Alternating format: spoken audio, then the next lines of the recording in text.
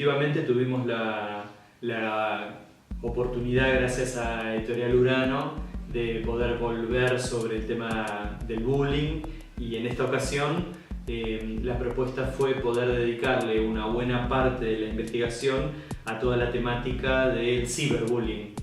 Y para definirlo rápidamente, podríamos decir que el ciberbullying es la continuidad de la problemática y la dinámica de bullying dentro del ámbito escolar entre compañeros de escuela, que cobra una dimensión bien distinta, que está vinculada íntimamente a las redes sociales.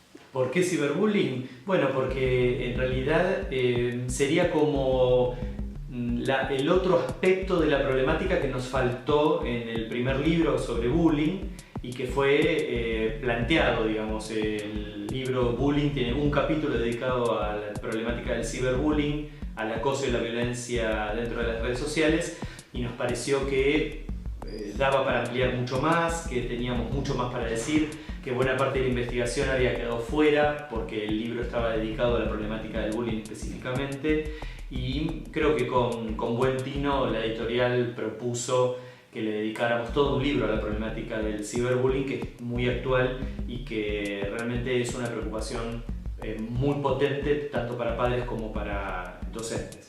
Concretamente, el ciberbullying es el bullying extendido a las redes sociales. ¿Y por qué digo esto? Porque el ciberbullying también requiere de los mismos protagonistas. Nosotros mencionamos, para que la problemática del bullying se desarrolle necesitamos un manipulador, un victimario, un maltratador, un autor intelectual, que es el que ejerce el matoneo, que ejerce el bullying sobre otro. Ese es un personaje.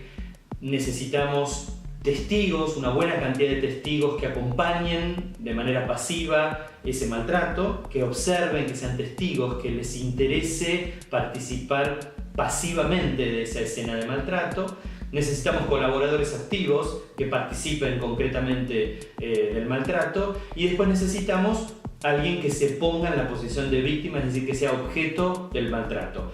Esos 4 personajes concretamente aparecen también en la problemática del ciberbullying. La diferencia respecto de los 4 tipos de violencias que mencionábamos en el libro anterior, es decir, la violencia física, la violencia verbal, la violencia psicológica y la simbólica, se modifican en la presentación, y solo la violencia física es la que no participa del ciberbullying, porque el ciberbullying no es en presencia. Entonces tenemos violencia verbal a través de la escritura, ¿sí? Tenemos violencia psicológica, que tiene que ver con el acoso, y la violencia simbólica, que tiene que ver con la humillación que genera la segregación, la discriminación. Es decir, que tenemos los 3 tipos de violencia sin la violencia física, pero precisamente porque todo el contacto de los matones con las víctimas es virtual. Le dediqué un capítulo específicamente a hablar sobre el robo de identidad, porque en ese capítulo lo que yo menciono no es solamente el robo concreto de la identidad en el sentido de robar una identidad que pertenece a otros, sino de fraguar una identidad, de mentir en una identidad, de armar un perfil o un alias que esté vinculado a algo que no es real y que ocurre mucho en las redes sociales. Es algo habitual el inventar un perfil para poder presentarse de una manera y para que el anonimato sobre el aspecto real de la persona no aparezca nunca. Entonces se miente no solamente en los nombres, sino también en los perfiles que se diseñan, e incluso en las fotografías que se suben. Pero en ese capítulo no solo me refiero a ese robo concreto de identidad, sino me refiero a que el ciberbullying tiene un robo de identidad en el sentido de que cuando el matón se mete con la víctima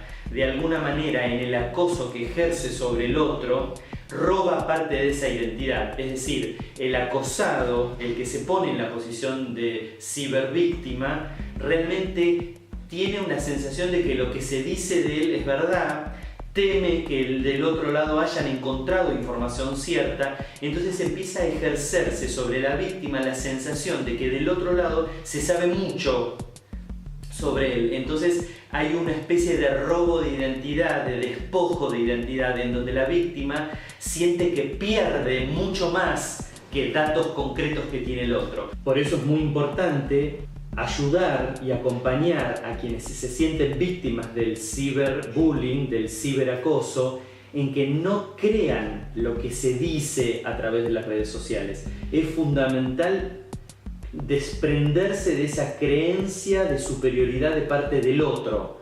Eso es una mentira, pero lo que ocurre es que hay personas, hay niños, hay jóvenes, hay adolescentes, hay adultos muy sugestionables que creen absolutamente todo lo que se plantea dentro del contexto de las redes sociales. Sí, el child grooming es una problemática actual muy compleja.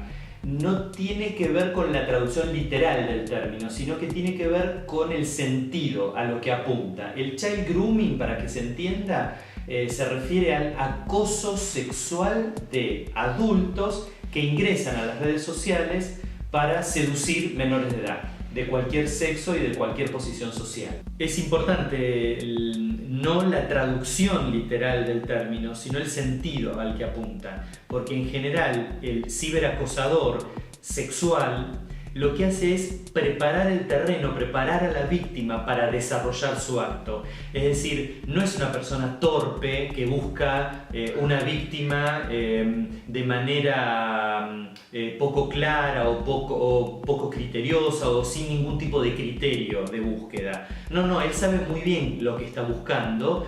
Por supuesto, tiene que encontrar a alguien que se ofrezca para esto. La característica fundamental del acosador sexual cibernético es preparar a la víctima y dejarla en tal estado de vulnerabilidad que no pueda retroceder después de haber aceptado el contacto con el acosador.